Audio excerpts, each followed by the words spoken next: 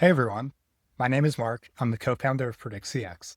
In this video, I'm going to walk you through how to use our platform to create your churn or expansion prediction models. Once you create an account, you'll land on this screen. If you haven't already, I recommend checking out the Preparing Your Dataset documentation. It'll explain the two dataset types we expect in greater detail. Of course, if you'd like help setting up your data, we're happy to do that for free. So please contact us if you need assistance. For this demo, we'll focus on a churn prediction model, but everything I'll show here also applies to upsell and cross-sell model types as well. You'll start under the New tab, where you can choose between two options: train a new model or use an existing model. We'll start by training a new one and come back to the existing model option later. You'll also see a handy guide here that reminds you of your dataset requirements in case you need a quick reference. Let's start by naming our model. This tab is where you'll upload your historical data. This dataset should have one row per account per snapshot date and contains data on your past renewals. At minimum, we expect this data to have these top 4 column types, as well as all of your feature and context column. This is what the model will train on. Next, let's upload your current dataset. This should have one row per account and represents your active accounts as of today. It also should have the exact same features and context columns you used in your historical data. This is the dataset the model will use to make predictions. Examples of both of these datasets can be found on the documentation page as well. Of course, we expect your dataset to be clean. Any rows with missing required values will be hidden from the dashboard. Now, let's map each of our columns to the right types.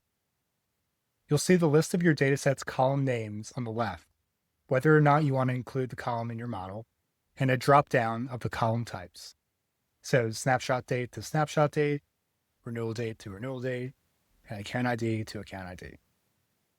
Account name is optional, but will make reporting a lot more clear if provided. My CS status column is my churn indicator column, which I'll map to the two unique values in that column to what they mean. In my case, false means that the account renewed, and true means the account churned. ARR is optional, but will allow you to see your total ARR at risk.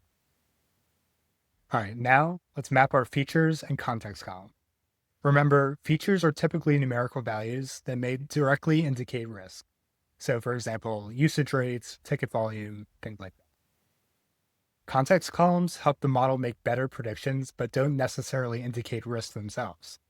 So things like account region, industry, or CSM name. So region will be context, same with CSM name, and the rest of these are features.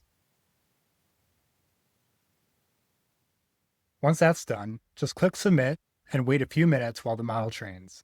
You'll get an email once your model is complete. It usually takes about 10 to 15 minutes, depending on the dataset size. When your model finishes, you'll land on the Predictability tab. Here, you'll see a quick summary of your model's performance, overall accuracy, total ARR at risk, if you included it, and the strongest predictor among your features and context columns.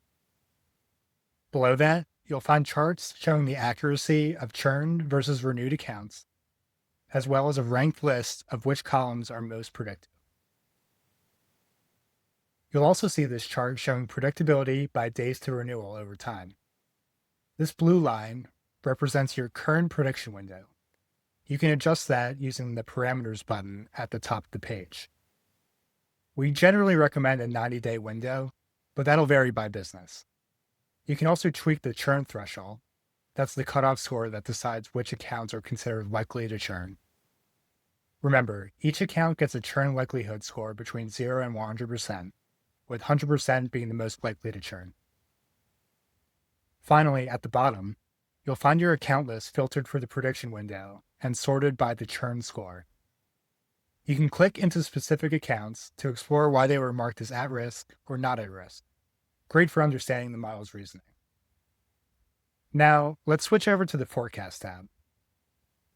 This view focuses on your current account list.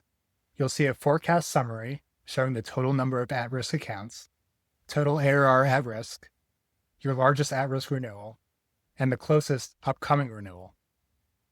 There's also a chart showing your score distribution. Accounts above the churn threshold will appear in red. And below, you'll find the same feature-level predictability chart as before, but applied to your current data. You can sort, filter, or search here to quickly find specific accounts.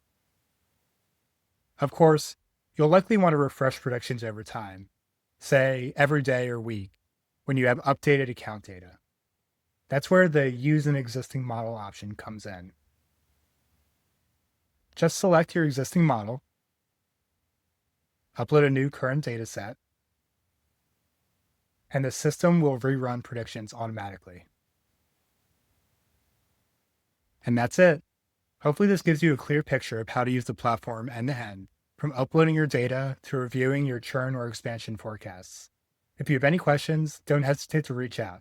We're always happy to help and quick to respond. Thanks for watching.